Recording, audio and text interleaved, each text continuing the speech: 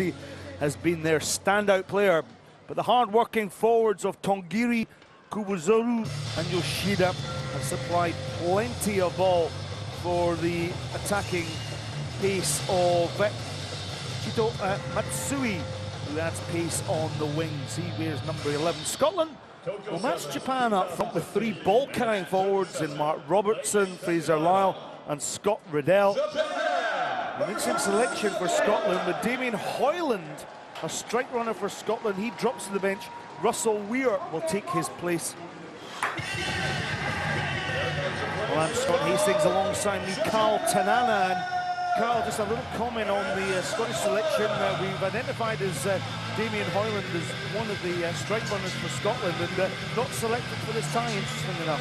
Yeah, I would have picked him first tab off the rank, to be honest. If I was coach, maybe he's got a complaint, I'm not quite sure. I thought it'd be an integral part to the attack. Didn't get much of a run in their last game, so I'm very surprised with that one. Yeah, the Scotland got beaten by 22 points to 0 in the quarter-final this morning. Japan, they lost out to Fiji by 5 points to 45. And Mark Robertson, the son of former Scotland Rugby international Keith Robertson, looks on. Richard Kelly takes charge of his 60th match. The Kiwi will be the whistler in the middle. Russell Weir to James Johnson. Johnson to Scott Riddell. And this is Mark Robertson, the dancing feet caught by Lemeki there just over the 22-metre line.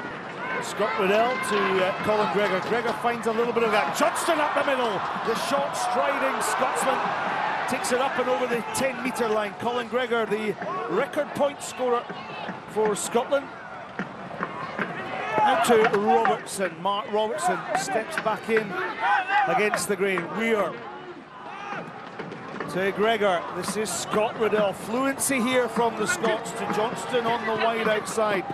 Riddell had gone round on the loop, but Fraser Lyle, he delivered such a poor pass there.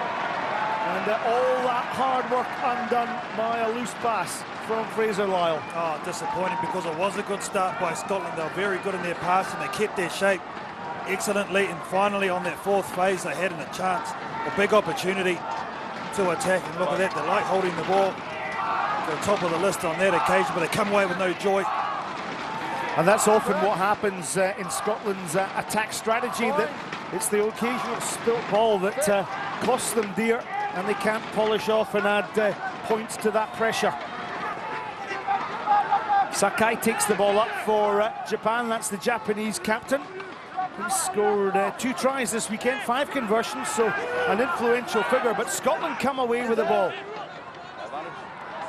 Russell Weir to Gregor. Mark Robertson. He's got Lee Jones on the outside. Lee Jones, not seen an awful lot of him in the try-scoring stakes this weekend. He's not scored this weekend. Hasn't really had a chance to get on the outside. Great ball claimed by Hiroki Yoshida. Yeah, spilt ball there. The ball given by Fujita, but the spill will allow Scotland the attacking scrum on midfield. Great opportunity for Scotland to attack. Both teams are snatching at the ball when they've got a bit of time on attack, just showing how important, what this means to both teams. I'm really interested to see how this Japanese team does come back after running on emotion and making their first quarter-final. Were heavily beaten in the first game up today.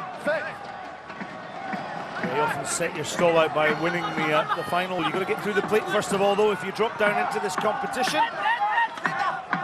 Lee Jones to Russell Weir. This is Lyle. Lyle, who made his debut for Scotland at any level last week in Hong Kong, scored a try against the All Blacks. Lyle, direct running, but he loses the ball, a loose pass, and loses the ball in possession there. Just respect the ball a little bit, both of these teams. A lot of endeavour, just a couple of basic skills, getting both sides down. Just can't gain any continuity with all these turnovers, unfortunately. But now Japan have a prime opportunity. Lemeki's come in the centre. Look for him to just try and have a go himself. Yoshikazu Fujita, schooled in New Zealand. Sato Matsui got a bit of pace. Jones comes across, makes a good tackle for Scotland. Oh, Riddell with the pressure on. Lyle boots the ball on, picked up in midfield by Hiroki Yoshida. It's like a bar of soap out there. Colin Gregor, he runs good angles, Gregor, doesn't he? And Scotland's top point scorers gets and edges towards 1,300 points. Good reaction there from the Scottish team after that knock on, but you can take it back to the all or nothing rig by Scott Riddell. He come off his line, there it is there, applied the pressure, made the hit. Turned over by Fujita. They get back initially, does the number 4. Yoshida, another good piece of defence, the flick across, nice hands as well. Looping around by Mark Robinson and Colin Gregor, always ever present. Well, if Gregor's successful at that, he's just broken the 1,300 point barrier for Scotland. And he's edging in on a certain Wasili Serevi, who sits in the top 5 list. There we go. My calculator batteries were working there. Pressure's off there.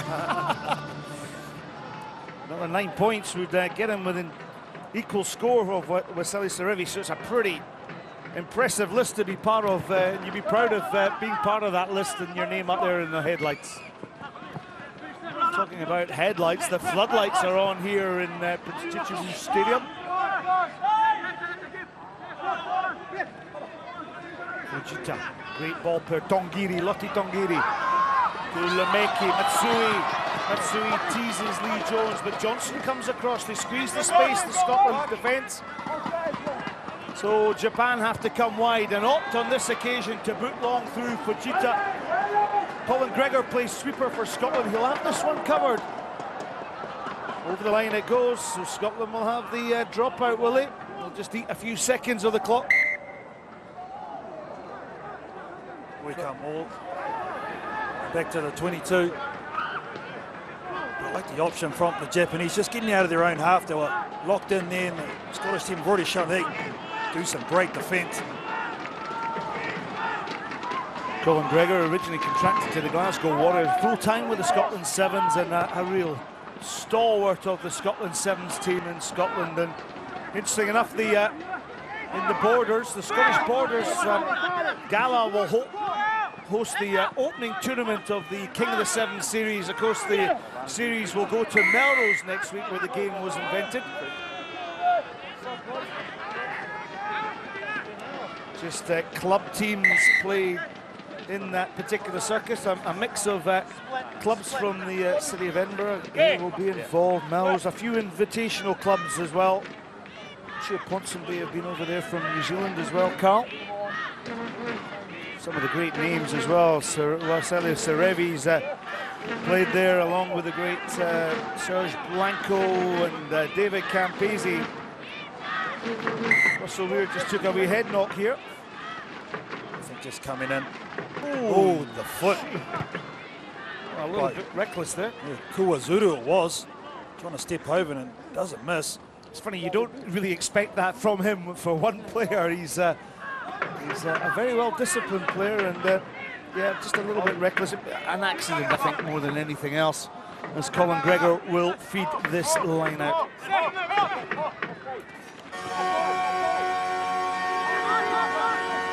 Scotland will attack from deep. This is Lee Jones. Lee Jones.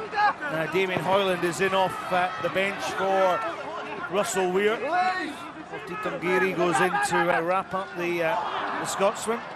Ball went back though. Crossfield kick. He's into Mark Robertson. Robertson steps out the tackle of Yoshida. Gets the support angle of Fraser Lyle. Scott Riddell allows the ball to bounce and collects. Ever present, always seems to be in that forward gear. Not the most explosive player, Scott Riddell, Scotland's captain, but ever present. Fraser Lyle lost ball in contact. That will be the final play of this entertaining first half. And it's Scotland who've dominated the play, stringing together 31 passes. They've got the single try though, so half-time here in this plate semi-final. Scotland 7, Japan 0.